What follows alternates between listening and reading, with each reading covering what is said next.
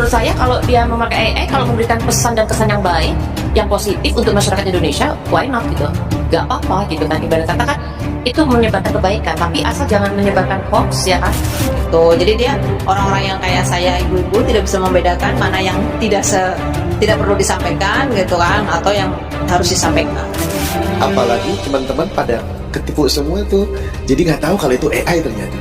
Kalau ternyata itu AI, itu akan menimbulkan sesuatu.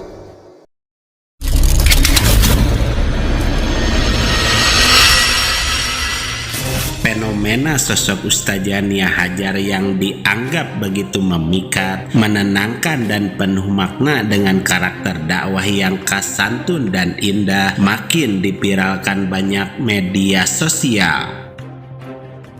Kehadiran Ustazah Nia Hajar mengundang satu fakta yang membuat publik terkejut dan memicu perdebatan besar. Apakah ini masa depan dakwah atau justru awal dari kebingungan umat? Hingga MUI dan para tokoh Islam menegaskan hal penting ini. Selengkapnya, mari menyimak sampai selesai agar tidak salah paham. Kan. Tapi ini memang AI, aku udah lihat. Tapi menurut saya kalau dia memakai AI, kalau memberikan pesan dan kesan yang baik, yang positif untuk masyarakat Indonesia, why not gitu?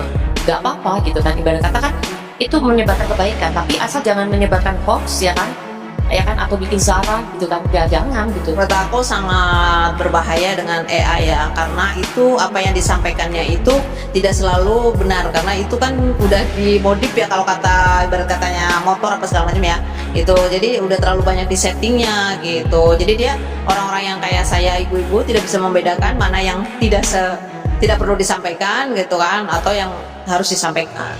Fenomena viral kehadiran Ustazah Nia Hajar seketika memicu gelombang pro dan kontra di kalangan masyarakat luas.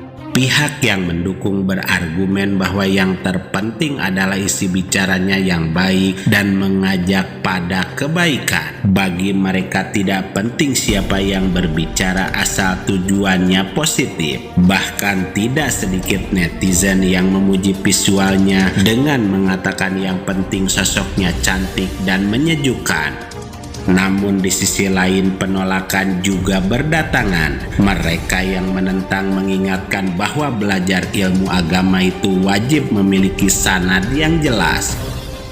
Peringatan untuk berhati-hati terhadap fenomena Ustazah AI seperti Nia Hajar ini kian menggema setelah ditemukan fakta adanya beberapa kutipan ayat Al-Quran yang salah dan tidak akurat. Belum lagi perdebatan fikih klasik yang ikut mencuat, di mana sebagian netizen mengingatkan bahwa memvisualisasikan atau menggambar makhluk bernyawa dalam Islam memiliki hukum yang haram.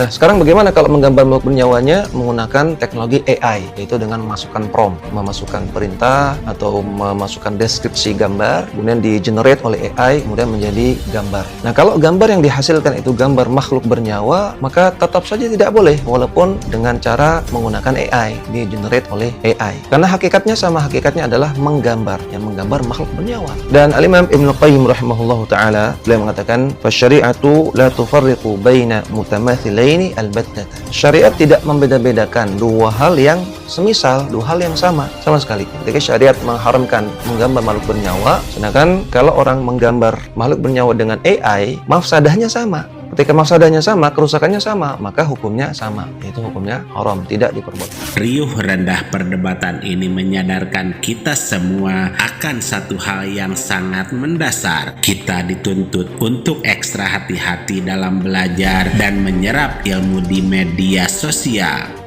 Tidak bisa dipungkiri, dunia digital menawarkan banyak sekali kebaikan dan kemudahan. Namun di saat yang sama, ia juga menyimpan kesalahan yang fatal. Maka waspada dalam mencari ilmu kini bukan lagi pilihan, melainkan sebuah keharusan. Para ulama pun menjelaskan bahwa AI pada hakikatnya hanyalah alat pengolah informasi. Ia mengambil data dari berbagai sumber, berbagai mazhab, berbagai pendapat, bahkan dari sumber yang belum tentu memiliki kualitas keilmuan yang sama. Karena itu, jawaban AI bisa saja benar, tetapi bisa juga kurang tepat atau mencampurkan berbagai pandangan tanpa penjelasan yang utuh. Berbeda dengan seorang ulama yang memiliki kompetensi, tanggung jawab ilmiah, pengalaman, serta sanad keilmuan yang jelas. Dalam Islam bukan hanya isi ilmu yang penting, tetapi juga dari siapa ilmu itu diperoleh. Tradisi Islam mengenal sesuatu yang sangat berharga, yaitu sanad keilmuan. Sanad adalah mata rantai ilmu yang tersambung dari guru kepada murid hingga sampai kepada Rasulullah Shallallahu Alaihi Wasallam. Melalui sanad inilah keaslian ilmu dijaga selama berabad-abad. Antaranya bahwa AI ini adalah, walaupun dia mempunyai kecerdasan yang mungkin bisa melampaui kecerdasannya manusia, akan tetapi dia ini belum bisa dijadikan sebagai objek untuk memohon fatwa karena masih unsur kebenarannya belum bisa dijamin. Kemudian masih ada halusinasi, ketergantungan kepada informasi-informasi yang diterima oleh AI tersebut. Dan untuk sementara ini masih banyak diproduksi oleh perusahaan-perusahaan digital yang berbasis non-muslim, sehingga memunculkan rekomendasi agar kira-kira nanti ke depan pengurus besar Nahdlatul Ulama bisa melahirkan kecerdasan digital yang dibangun dan diisi konten-kontennya oleh orang-orang yang mempunyai otoritas dalam hal-hal yang bersifat fatwa dan lain-lain, sehingga nanti kaum Nahdliyin mempunyai rujukan paling tidak untuk mempermudah dalam mencari rujukan-rujukan fatwa dalam masalah agama, insya Allah. Sementara Ketua MUI bidang dakwah dan ukhuwah Kiai Haji Khalil Nafis menegaskan bahwa AI bukan guru dan bukan penuntun, tapi hanyalah pemberi informasi. Beliau menyebut perkembangan AI seperti sebuah kenyataan zaman yang tidak bisa dihentikan, tetapi harus diarahkan agar membawa manfaat. MUI pun berkomitmen memberikan panduan agar masyarakat mampu memfilter informasi yang diperoleh melalui kecerdasan buatan. AI boleh menjadi pendamping belajar, namun bukan pengganti guru. Jadi apakah AI berbahaya?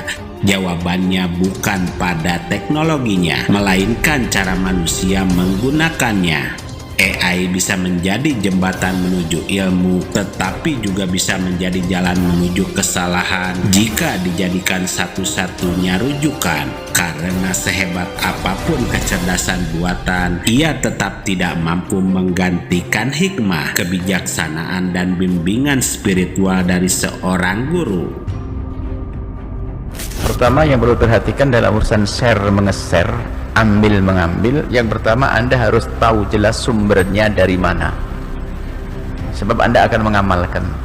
Kan harapannya diterima amal, benar tidaknya amalan tersebut. Jadi pertama, yang sudah kenal dunia internet, jangan ambil ilmu asal pencet, asal browsing. Kalau Anda pengen browsing, nyari, harus menuju ke sesuatu yang sudah jelas, guru yang selama ini Anda kenal. Karena ada orang nge-share kepada Anda, harus tahu di mana ini sumbernya, kan begitu. Kalau tidak, ya nggak benar ibadah kok semacam itu. Harus ada dong. Oh itu kan kelihatannya baik. Yang menilai baik yang sesungguhnya itu kan orang yang punya ilmu. Kecuali Anda sudah merasa jadi ustadz atau yang punya ilmu, bisa saja katanya hadis bukan hadis, kan Anda tidak tahu itu semuanya. Tapi kembali kepada sumbernya, di mana? Kalau sudah misalnya sumber yang ma'ruf, yang sudah selama ini dikenal, dia seorang alim soleh memberikan share, oke. Misalnya Anda ikut, misalnya Dr. Buti sedang masih hidup, kan beliau sering ada punya web, punya ini, menyampaikan orang alim, oke. Tapi kalau asal, waspada.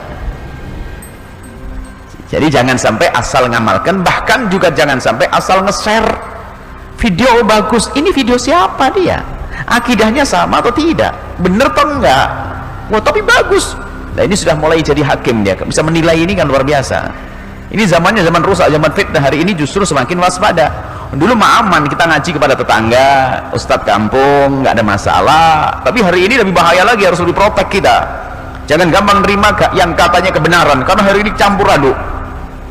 campur aduk kebatilan dengan al-haq itu sudah campur aduk. Ahli orang-orang membawa ajaran sesat juga berlomba-lomba, mereka punya macam-macam. Kalau Anda punya TV, Anda punya TV 1, mereka sudah punya 10 TV. Ini makanya waspada, maka pentingnya berguru, sambung dengan guru yang menyelamatkan Anda. Jika itu petunjuk dari guru Anda yang nge-share grup guru Anda, boleh terima. Tapi kalau pula, entar dulu.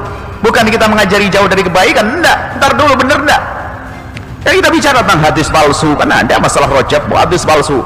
Wah, amalan ini pahalanya begini-begini. Sementara hadis yang palsu yang nggak boleh diamalkan, disebarkan juga haram. Tapi kalau sumbernya jelas, ulama yang jelas, oke. Guru yang sudah Anda kenal, oke, Anda amalkan seperti itu.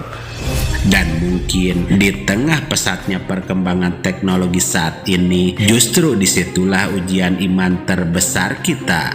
Apakah kita memilih kemudahan yang instan atau tetap menjaga keaslian ilmu? Sehingga pesan yang bisa kita ambil bahwa zaman boleh kian canggih dan barisan kode komputer bisa membuat wajah dan meniru suara manusia. Namun kesucian iman tidak akan pernah bisa didelegasikan kepada kecerdasan buatan. Belajarlah pada guru yang memiliki ruh, karena esensi ilmu bukan sekedar tahu, melainkan tentang bagaimana menyalakan cahaya di dalam kolbu.